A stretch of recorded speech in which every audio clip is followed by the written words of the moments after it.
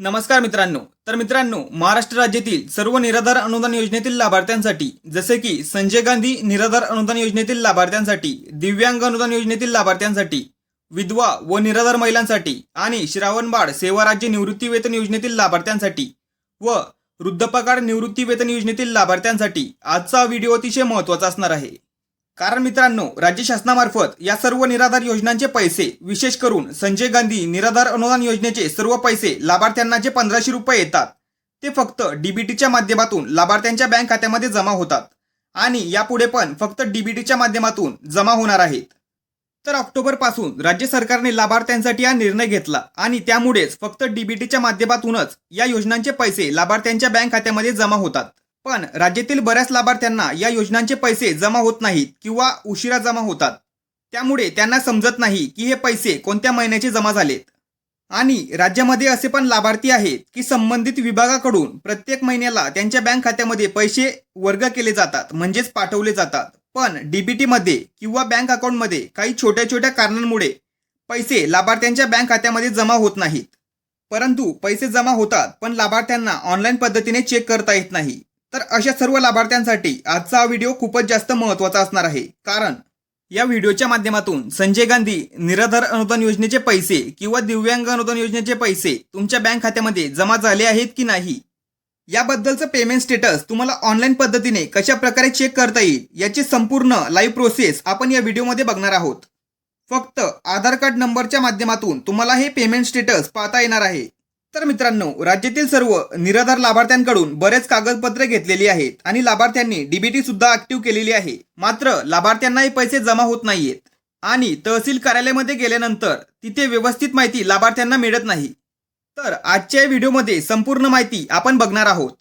जर तुमच्या आधार कार्डला बँक खातं लिंक असेल आणि तुमचं डीबीटी ऍक्टिव्ह असेल तर याच डीबीटीच्या माध्यमातून कोणत्या महिन्याचे पैसे तुमचे जमा झाले आहेत, किती तारखेला जमा झाले आहेत आणि कोणत्या बँक खात्यामध्ये जमा झाले आहेत आणि तुमचे 1500 रुपयांचे मागील महिन्याचे हप्ते पेंडिंग पडले आहेत का, या सर्व गोष्टी आपल्याला ऑनलाईन पद्धतीने आधार कार्डच्या नंबरवरून मोबाईलच्या सहाय्याने चेक करता येणार आहे. आणि निराधार योजनेतील बऱ्याच लाभार्थ्यांचे असे प्रश्न होते की आम्हाला ऑनलाईन पद्धतीने आमच्या योजनांच्या हप्त्यासंदर्भात पेमेंट स्टेटस चेक करता आलं पाहिजे. तर नक्की कोणत्या महिन्याचे पैसे आम्हाला मिळाले किंवा कोणत्या महिन्याचे मिळाले नाही किंवा आमचा 1500 रुपयाचा हप्ता पेंडिंगमध्ये पडला आहे का, हे सर्व आम्हाला ऑनलाईन पद्धतीने चेक करता येईल का, तर हेच आपण या व्हिडिओमध्ये सविस्तर बघणार आहोत. त्यामुळे नक्की हा व्हिडिओ शेवटपर्यंत पहा. चॅनलवरती जर नवीन असाल तर चॅनलला सबस्क्राईब करा. अशाच महत्त्वपूर्ण माहितीसह व्हिडिओ आपल्या चॅनलवरती येत असतात. तर मित्रांनो, व्हिडिओ बघत असताना व्हिडिओ शेवटपर्यंत पहा. व्हिडिओला स्किप करू नका. कारण मित्रांनो, या व्हिडिओमध्ये शेवटपर्यंत तुम्हाला व्यवस्थित माहिती सांगितली जाणार आहे की कोणत्या ऑप्शनवरती क्लिक करावे आणि कोणत्या ऑप्शनवरती नाही. आणि व्हिडिओ शेवटपर्यंत बघितल्यानंतर अनेक पॉईंट्स तुमचे क्लिअर होणार आहेत. आणि तुम्ही तुमचा आधार कार्ड नंबर टाकून OTP सबमिट केल्यानंतर फक्त एकाच महिन्याची माहिती तुम्हाला त्या ठिकाणी दिसते, म्हणजेच फक्त चालू महिन्याची माहितीच तुम्हाला त्या ठिकाणी दिसते. तर मागील महिन्याची माहिती बघण्यासाठी कोणत्या ऑप्शनवरती क्लिक करावं लागेल ते सुद्धा मी तुम्हाला व्हिडिओमध्ये सांगणार आहे. आणि काही लाभार्थ्यांनी आधार कार्डचा नंबर टाकल्यानंतर तुम्हाला जर OTP येत नसेल त्यासाठी नेमकं काय करावं लागेल याची संपूर्ण माहिती या व्हिडिओमध्ये असणार आहे. आणि तुम्ही जर चुकीच्या ऑप्शनवरती जर क्लिक केलं तर याचा त्रास तुम्हाला पुढे जाऊन होऊ शकतो. त्यामुळे संपूर्ण माहिती आधी व्यवस्थित समजून घ्या. व्हिडिओला स्किप करू नका आणि पेमेंट स्टेटस चेक करण्यासाठी घाई करू नका. तर मित्रांनो, ऑनलाईन पद्धतीने पेमेंट स्टेटस चेक करण्यासाठी तुम्हाला या वेबसाईटवर यायचे आहे. या वेबसाईटची डायरेक्ट लिंक तुम्हाला डिस्क्रिप्शन बॉक्समध्ये दिलेली आहे आणि आपल्या व्हॉट्सअप ग्रुपवरती पण तुम्हाला वेबसाईटची लिंक मिळून जाईल. व्हॉट्सअप ग्रुपला जॉईन केलं नसेल तर जॉईन करून घ्या. तर त्या दिलेल्या लिंकवरती क्लिक करून तुम्हाला या वेबसाईटवरती यायचं आहे. तर मोबाईलवरती सुद्धा तुम्हाला पेमेंट स्टेटस चेक करता येणार आहे. काळजी करायचं काहीच कारण नाहीये. तुम्हाला व्यवस्थित माहिती समजावी म्हणून मी लॅपटॉपचा वापर करतोय. तर या वेबसाईटवरती आल्यानंतर तुम्हाला ऑप्शन दिसेल रेड कलरमध्ये लाभार्थी स्थिती, या ऑप्शनवरती क्लिक करायचंय. तर त्या ऑप्शनवरती क्लिक केल्यानंतर एक नवीन पेज तुमच्या समोर ओपन होईल. तर या ठिकाणी तुम्हाला लाभार्थ्याचा आधार कार्ड नंबर टाकायचा आहे. तर व्यवस्थित तुम्हाला आधार कार्ड नंबर टाकायचा आहे. लाभार्थ्याचा आधार कार्ड नंबर व्यवस्थित टाकल्यानंतर तुम्हाला एक कॅप्चा खाली दिलेला आहे. हा कॅप्चा तुम्हाला व्यवस्थित जसा दिसतोय तसा या ठिकाणी टाकायचा आहे. जसा दिसतोय तसा सेम टू सेम कॅप्चा तुम्हाला टाकायचा आहे. या ठिकाणी व्यवस्थित कॅप्चा टाकल्यानंतर खाली एक ऑप्शन तुम्हाला दिसेल, गेट मोबाईल OTP. त्या बटनावरती क्लिक केल्यानंतर तुमच्या आधार कार्डला जो मोबाईल नंबर लिंक असेल त्यावर एक OTP सेंड केला जातो. तर या ठिकाणी तुम्हाला ओके या बटनावरती क्लिक करायचं आहे. त्यानंतर तुमच्या आधार रजिस्टर मोबाईल नंबरवरती जो OTP आलाय तो OTP या ठिकाणी टाकायचा आहे. त्यानंतर गेट डाटा या बटनावरती क्लिक करायचं आहे. त्यानंतर परत तुमच्या समोर एक पॉपअप मेसेज त्या ठिकाणी येईल. त्या पॉपअप मेसेजमध्ये ओके या बटनावरती क्लिक करायचं आहे.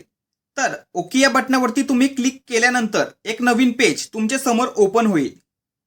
तर या पेजवरती बेनिफिशरी डिटेल्स म्हणजेच लाभार्थ्याची संपूर्ण माहिती तुम्हाला दिसणार आहे. तर या ठिकाणी बेनिफिशरी नेम म्हणजेच लाभार्थ्याचे नाव, लाभार्थ्यांच्या वडिलांचे नाव, लाभार्थ्यांचे राज्य, तालुका कोणता आहे ते दिसेल. त्यानंतर कोणत्या योजनेचे पैसे लाभार्थ्याला मिळतात ते दिसेल. लाभार्थ्याचा पूर्ण पत्ता या ठिकाणी तुम्हाला दिसेल. त्यानंतर ज्या योजनेचा लाभ लाभार्थी घेतोय त्याचा रजिस्ट्रेशन नंबर तुम्हाला दिसेल.